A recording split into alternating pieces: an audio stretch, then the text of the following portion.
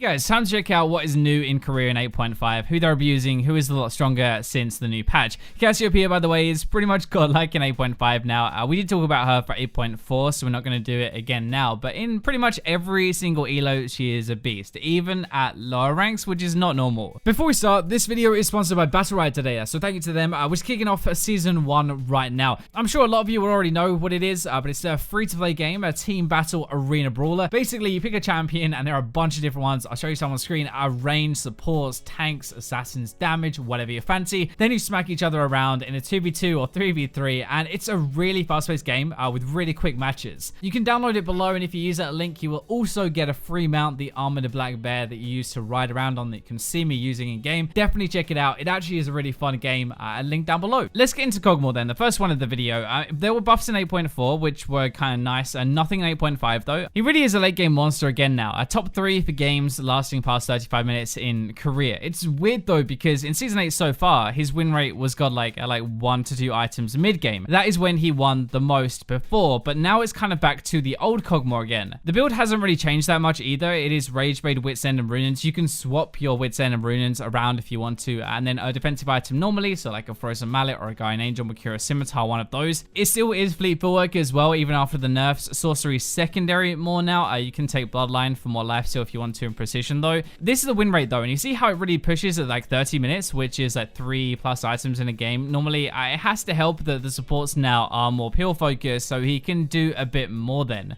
It carries on though into like matchups. Like he seems to do best versus other scaling champions like Vayne, because he just wins at that point and does more than they do. It's a little bit weird. It's a proper shift from like what we had at the start of Season 8 to something different now. But if you want to play Kog'Maw again, he's actually good. Not the early game type that we had before with Rage Blade, but matches up well against a Vayne or a Xayah for team fighting. Next one we're going to look at is Bard support, and nothing has really changed again except the support items a little while ago. He doesn't have to rush Sightstone anymore. It's a very strong kill lane at the moment. It has pretty nutty damage actually, and roams like a machine. He's kind of the ultimate playmaker with his stun and his ultimates. He just fits the game how it is right now really well. Build is like Remnant, Locket, Redemption. There is only one damage item in there, one AP item anyway, but that's kind of all you need really. Like Bard has a lot with his passive. They do take Electrocute though, no Aerie or anything like that. Sorcery secondary for more damage, and Relentless Hunter in domination so they can roam a bit better. He has a really good win rate for the first 35 minutes of a game, where he can ultimate, he can set up a lot of plays. That's kind of like the phase that you really want to abuse with the Bard. That lets him beat a lot of meta picks at the moment. Honestly, like Janna, Blitzcrank, and Braum seem to be the only main ones that he doesn't beat at the moment. He's been good in Korea for a little while. He is not the most standard support though, but he can do a lot of damage. He can actually carry in a lot of different ways with his damage or with his playmaking and setting up the plays for your team. Getting into our third pick is Fiora top. We kind of mentioned this in the best champions video, but champions around her were nerfed a little, but there is nothing major to Fiora. She is now the most popular top laner in Korea at the moment. Bone plating and second wind in resolve is such a good combination for weaker laners. It really helps a ton. Once Fiora has a few items, she will stand a really good chance to carry the game. It is just getting to that point, and those two runes really help. So the build is Ravenous into Trinity every game. It is so much damage, especially with that Sheen, and then it's like a Guardian Angel, maybe even a Sterix even, but double lifesteal is really popular with like a Bloodthirster or a Death Dance. Apart from the two runes we've said before, like bone plating and second wind secondary, it's actually still Kleptomancy primary. It helps accelerate your build quite a lot. Press attack is obviously a decent amount of damage, but having the extra gold I think is just a little bit more worth. The main issue is getting behind at the moment and them ending the game before you can get your items. If that doesn't happen, her win rate is actually solid though for the rest of the game. Her matchups are another reason why she's so good at the moment. She beats champions like Darius, Camille, Yasuo, Riven, and she's very even versus San, who is very good at the moment. Those are all meta matchups top lane right now, and so that is obviously going to make her win rate look a lot better. She is a real carry pick though. It makes sense why Korea love her anyway. She's a lot like Riven in that way, but she's scaling well, beating others that are popular, and gets stronger as the game goes on. Moving into the mid lane, we're going to look at Xerath, but this is mainly for low elo. The new AP items helped him, but this is kind of for like bronze to gold really, more than anything else. He is still decent above, but it's not really the same level. He has some very obvious weaknesses. Poke damage is such a good way to control the entire game, and if you get ahead early, you will stomp really hard, especially after the new AP items. You also have really solid wave clear, which is definitely underrated as a thing for champions. It means if your team is behind, you can stall out the game, you don't lose as many towers, they don't snowball as easily. Basically, there's just a higher chance to come back in the game if you have some good wave clear. But if we look at the build, new Ludens first, cooldown reduction and mana plus a poke, it is such a good item for Xerath. Deathcap second is the most popular right now. That feels a little bit troll. It shouldn't really make sense getting it that early into the game, but it actually wins the most as well. So there you go, full hand damage AP stacking. The runes are very standard though.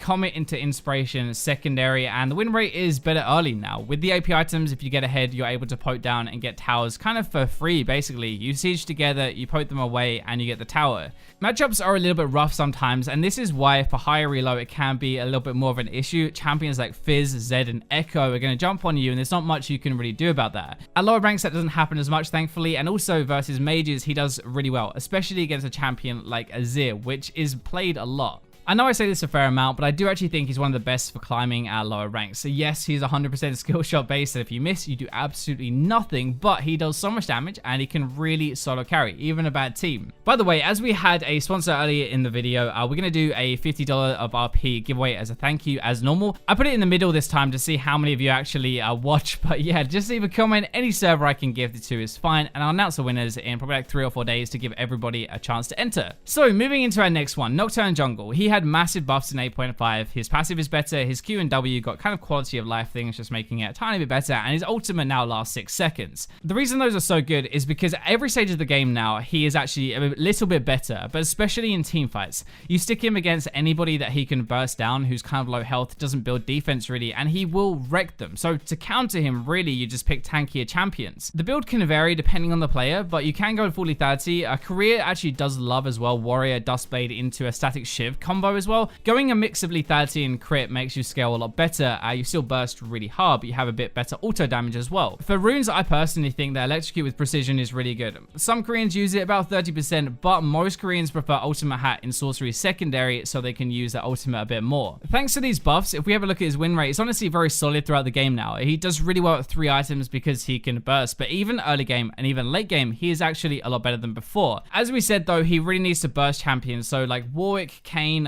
Tank Kayn, Red Kayn, Shyvana are quite hard for him. Champions like Kha'Zix or Lee Sin though, even Jax where you can actually shield his stun, he can beat. Overall, he is just a lot better since the buffs really. An assassin jungler that has more game impact now with 6 seconds of blindness for the enemy team, just a much better team fight because of that, and that is why he's so good. Looking at Swain then, for the top and the mid lane, he had really good buffs in 8.5, lowering his Q cooldown, W and E radius increase a little bit, and his ultimate can go through champions now. They made him so much better, and for now, he is a real mid game beast. He brings a kind of front line, but also a lot of damage because he's stacking AP now. Also remember that Morello is not rushed anymore, so it's hard to have an early answer to his healing, but this is something we can get late game so we can kind of deal with him. The build is kind of the same as we use. Rod of Ages, Zhonya's, Liandry's, Rylai's, that is the core of what most people build. Runes are a bit different though. So actually most people run Aerie like us, which is what we do, but some people run Unsealed Spellbook and it wins a lot at the moment. Having a better lane phase with the better summoner spell for that and then moving into a better team fight summoner spell is actually really good. This is really why he is actually so strong though. For now at least, he is so solid until very late game where that tankiness just isn't really there anymore and somebody's got an item to cut our healing as well. In the mid lane, if we have a look at matchups, he's winning everything except Anivia and Azir, to be honest, in this patch in 8.5. That is how good he is.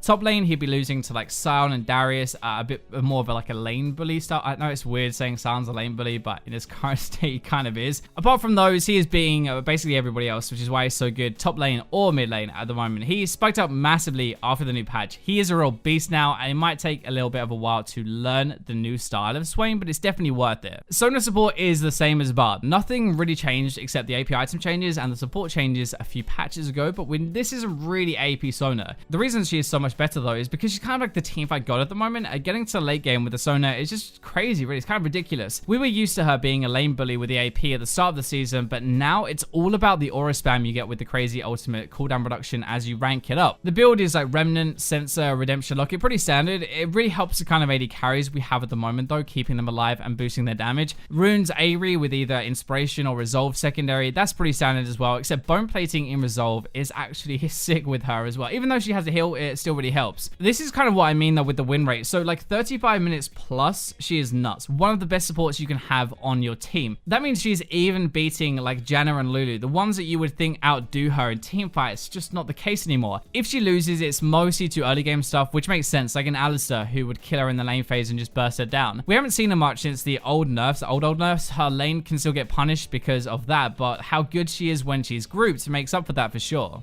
The last one we're going to look at is Kazakh Jungle, and this is a little bit different for this style of video. Nothing has majorly changed. He's not a new pick really, but he is now the most banned champion in Korea, and that is for a reason. He can really hard carry game in 8.5 and almost by himself now. There isn't really much you can do if he gets ahead in the early game. Even though a fed one with Duskblade hurts a lot, his effectiveness mid to late game is what actually separates him from other carry picks so far in Korea. Build is like Warrior, Duskblade, Ghostblade. There is nothing really different there. Runes taking Relentless Hunter for the move speed, and they love the celerity and walking combo. They also make sure to control Scuttle Crab a lot more with this when they take it. His win rate looks basically awful until about 30 minutes into the game, but you have to take this with a pinch of salt. He is a popular champion and a lot of people play him and just aren't very good at him, like Lee Sin. Even though matchups as well don't look very good for him, he is so strange, but he can like really solo carry a game. That is why he's so difficult to play against. This is kind of the real thing. Like there is a massive difference between a good Kha'Zix and a bad Kha'Zix, and that really shows in his win rate. He's just not that consistent game to game. I don't think Kha'Zix is broken or anything. I do think he's very strong on a good player, and that is why he is the most banned champion in 8.5. I hope you enjoyed the video. Thank you for watching. Remember to check out Battle Riot in the link down below. It's actually a sick game. Get a free mount as well, but for now, I will leave you with the robots.